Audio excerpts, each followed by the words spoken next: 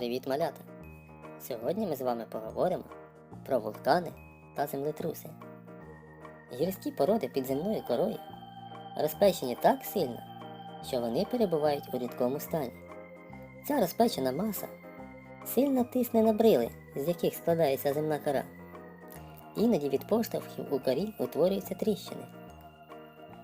І через ці тріщини вивергаються із надр гарячий попіл, гази і лава, тобто розплавлені рідкі гірські породи. Такі гори називають вулканами.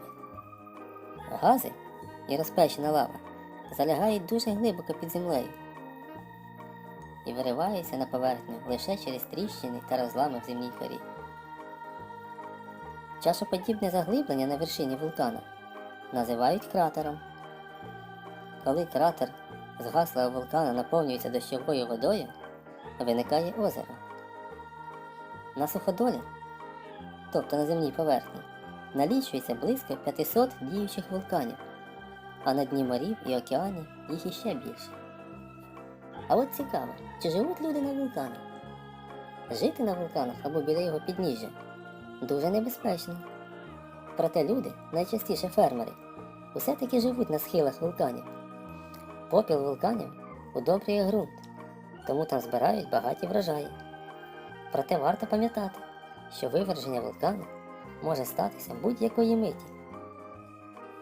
У давнину вулкани завдавали людям величезної шкоди. Поля, пасовиська, села і навіть цілі міста зникали під потоками розпеченої лави. Захоплені зненацька люди не завжди могли врятуватися. Зараз учені за допомогою спеціальних приладів, сейсмографів, навчилися передбачати землетруси і виверження вулканів. Завдяки цим попередженням люди встигають врятуватися, самі врятувати своє майно. Вулкани також небезпечні для літаків. Попіл і пил можуть потрапити у двигуни і спричинити авіакатастрофу. Тому в районі виверження вулканів забороняється переліт літаків. А от на інших планетах також є вулкани. Вулканічна гора Олімп на Марсі втричі вища за Еверест, найвищу гору на Землі. А чому ж відбуваються землетруси?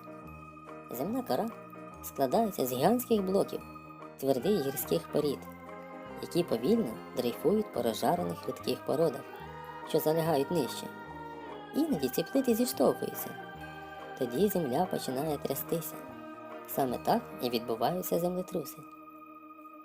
Під час сильного землетрусу в землі утворюються глибокі тріщини, цілі вулиці провалюються під землю, а будівлі руйнуються.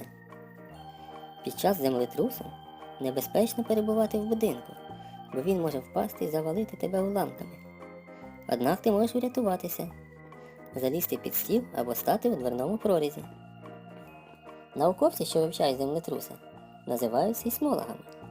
Вони можуть досить докладно встановити, де станеться землетрус, але передбачити, коли саме він відбудеться, вдається дуже рідко.